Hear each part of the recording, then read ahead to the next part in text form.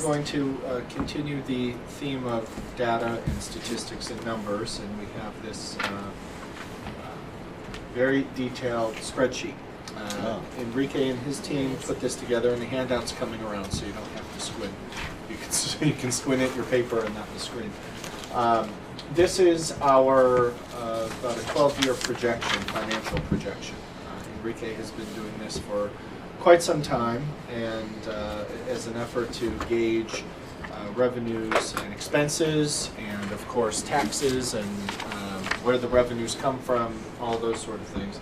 And especially in light of Indian Point closing, we know that our pilot agreement with them is going to diminish, yet we have alternative revenue sources that will not completely replace the pilot, but will help with the adjustment. So this, I'll let Enrique take it in terms of what sort of assumptions are baked into the schedule here, but the issue is that what we want to present for the community is based on those assumptions, what tax scenarios would look like going forward. Thank you, Joe.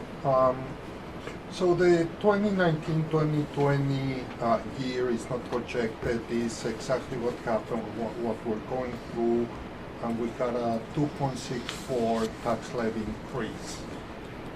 In my assumptions, I'm being extremely conservative. I'm only considering getting $34 million of the cessation fund, and I'm only considering an increase of about $2 million from state aid from the loss of 24. So I think that we should get more, but that will depend on the state.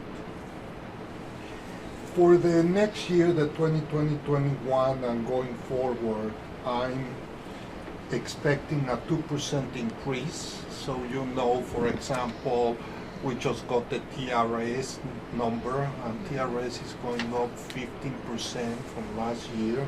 That means around $350,000 for us. That's almost 3/4 of a point of our tax levy, just there. But the important thing, as you can see, is if you go to the tax rate increases, if you take into account that the state allows to have a 2% tax rate increase every year, over 12 years, that means 24%, and here we're talking about 63. We're talking about a 40% increase more to compensate from Indian Point. What I'm trying to do here also is not to have any year of double-digit increases. So basically that will change over time, but in my projections, I'm looking at the year 22 to 24 to be the 2 years with the highest increase that will almost touch 10% without doing it, and then coming down to the mid-5s, and then by the year 28-29 will be basically at the level of any other school district. But even at that point, we're still either on par or below neighboring school districts. Today, the same house that your house, if you move your house to Croton or to Lakeland, probably you'll be paying about 70% more in taxes. So even when we get to the level that we made up of the $24 million, you're only going to be paying about 63, taking into account 63% compared to 24 that they are paying today. So even after all these, because of the cessation fund, because of additional state aid, because at the end of the day, we will still have at least $3 million coming from Indian Point, because there's still assessed value there, you will be paying less than I don't know any, but definitely less than Croton and less than Lakeland. I never did the calculation for Peekskill, but we're still going to be way below. I'm also taking into account that obviously we're going to use all the fund balance that we've been putting aside over the last 3 years. And at one point today we have $7.9 million. At one point we're going to be down to $20,000. So I don't think the board and I will want to get to that point, but it will depend on the years going forward. But at least just assuming that our regular increases, like any other school district, are going to be 2% every year, I think that we're going to be in a very good shape, given the fact that, you know, we're losing 40%, about 40% of our revenues within 3 years. So what would the cost, so what would the differential have been had we done nothing, had the administration done nothing? What would these numbers have looked Oh like? no, that's compared what to it is. If we do nothing, If we do- absolutely, this is with no I'm saying cost. without cessation fund, Oh, without all the I'll tell things you. that you've done. The average tax increase, and I'll send you the exact chart because we ran out of them. The average tax increase over the 5-year 78%.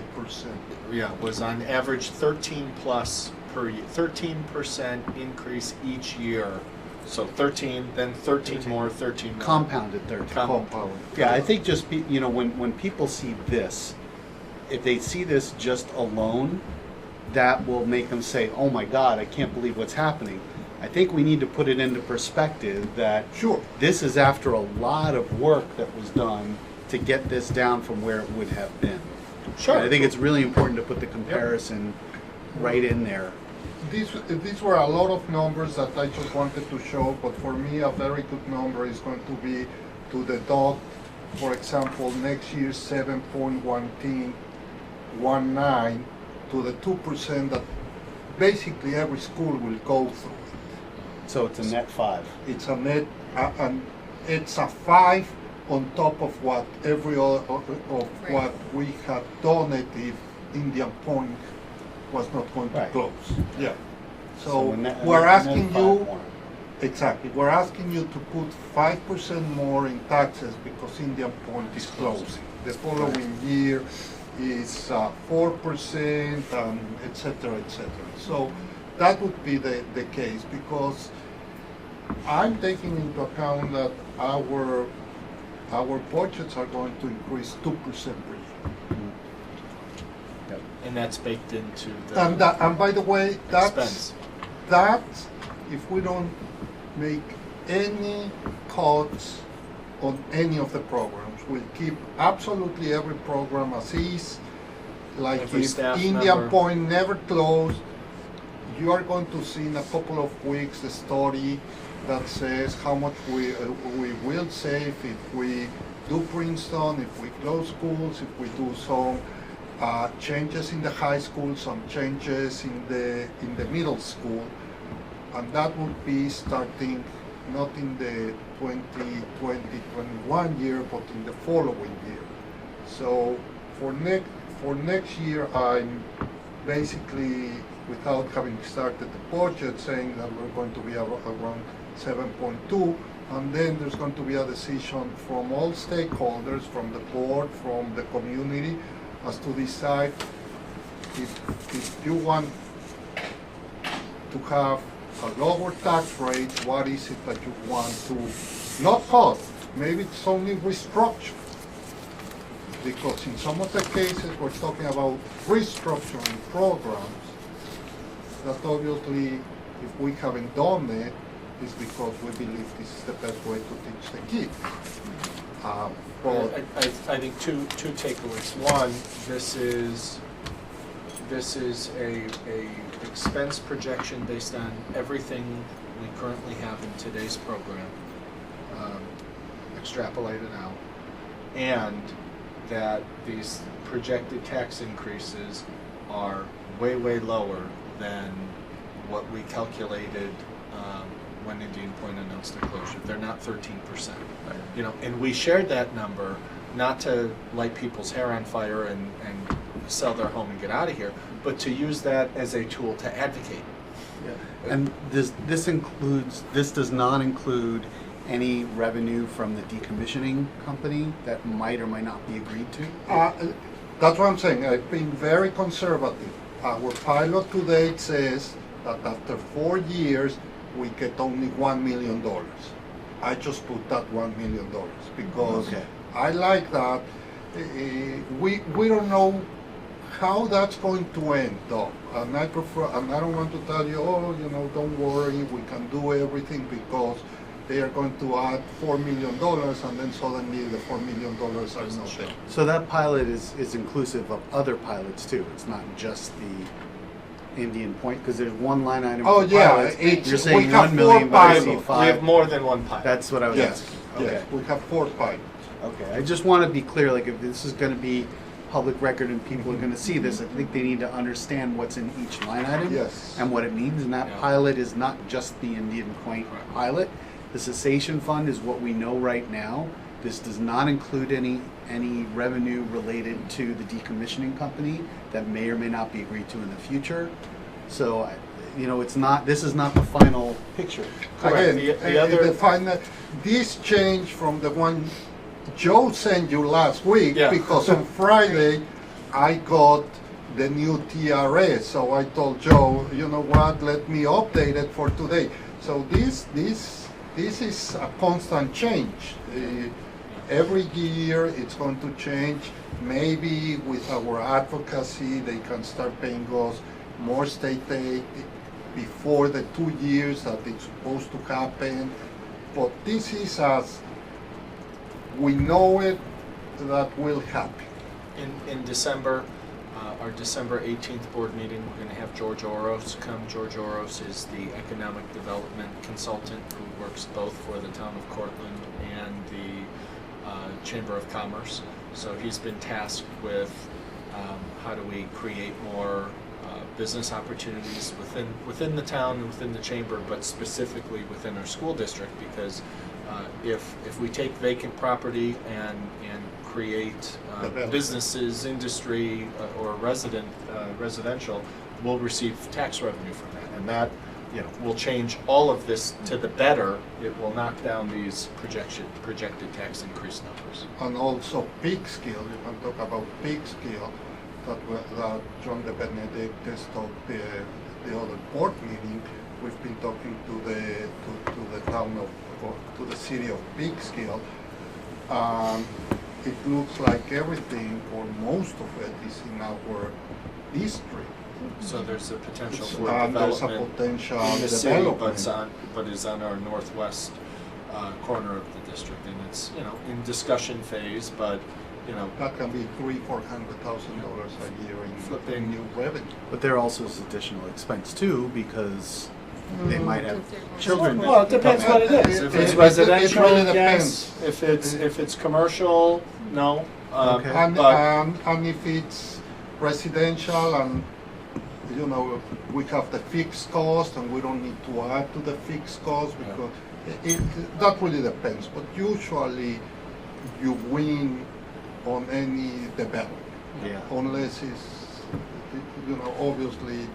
Which goes back to the conversation we had about trying to talk to Entergy or Indian Point a year ago about determining how much of the 240-acre campus do they need for decommissioning, and now we get it. You know, when we were asking them to give us ideas or make decisions, they were negotiating the sale of the property to Holtec, to the decommissioning company. That will be the group that we talk to when they submit their decommissioning plans. And we didn't know this at the time. We've learned a lot about nuclear power, but when they submit their decommissioning plans. It needs to be approved by the state and the federal government, and in those plans will be the footprint that they need to decommission. There is there's property that could be developed that right now is part of the Indian Point campus that does not need to be for decommissioning.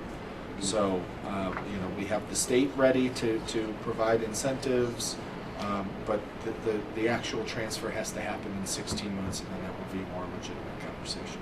But any sort of development in our school district will create tax revenue, which will drive the burden of taxpayers down because it will be new revenue. Yeah. That's not reflected here. Great. So we'll keep this in front of everyone, but we officially start our budget after the new year, but this is on everyone's mind, and we wanted to provide some projections based on very conservative assumptions, and that's important to be conservative because we have to. We want people to know what to expect, worst case scenario. And by the way, so everyone can understand, you can see the tax cap, and we're way below the tax cap because every dollar that we lose from the pilot, it's added to our tax cap. So it's not because we have 7.2% tax levy increase, it means that we need 66% of the vote. We only need 50 plus 1. So in every year we're going to be way below, in the millions below the tax cap. So it looks like it's going to be about, 7 to 8 years for us to get back to standard. To what people increases. have been accustomed to. Basically, yeah, we are in 2019-20 by 29-30, 10 years later, will be 1 year before that, because I'll say 273 is a little bit more. And that was the purpose and the rationale behind the cessation fund, is to not create the cliff. And certainly what we've learned and what we've advocated for, $34 million in the last 2 years, has helped make the cliff softer. We will hear from many people that will still say these are unacceptable, but it's also not 13 and 15%, but we'll keep pounding our fists and advocating.